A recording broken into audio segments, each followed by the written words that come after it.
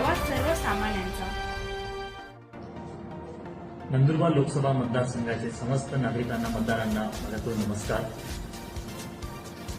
पहिले तर सर्व मतदारांनी ज्यांनी महाविकास आघाडीची सीट इथे निवडून आणली, ज्यांनी मतदान केलं, त्यांना मी आभार मानू इच्छितो।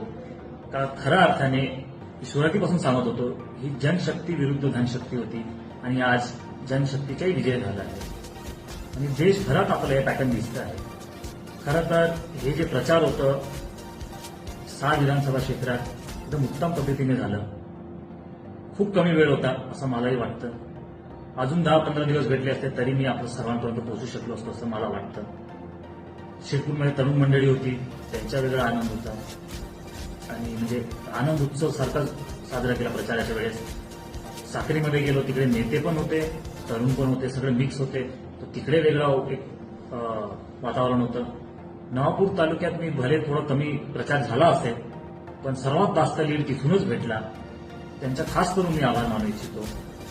आणि शहादा तळोदामध्ये ज्या प्रकारे प्रचार केला, प्रत्येक गावाला भेटी दिली, म्हणजे टार्गेटच ठरवलं होतं की प्रत्येक गावाला भेटीगाठी घेऊ आणि लोकांकडून जो रिस्पॉन्स आला, रात्रभर लोक थांबले, खरं वेगळं त्याचं एक्झाम्पल आहे।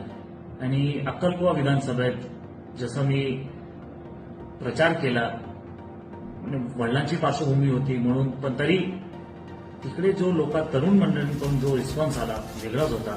नंदुरबार तालुक्यामध्येही जिथे जे शहरात असो ग्रामीण भागात असो जे प्रकारे प्रचार केला, लोकांमध्ये वेगळ्या प्रकारचा रोष होता आणि वोटिंगच्या दिवशी एक वेगळ्या पद्धतीने उत्साह होता।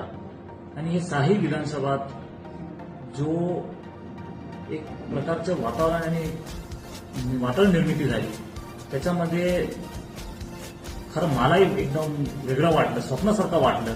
आणि काल जो रिझल्ट आला, मलाही विश्वास नाही बसला की लोकांनी एवढा पॉझिटिव्ह रिस्पॉन्स दिला असेल।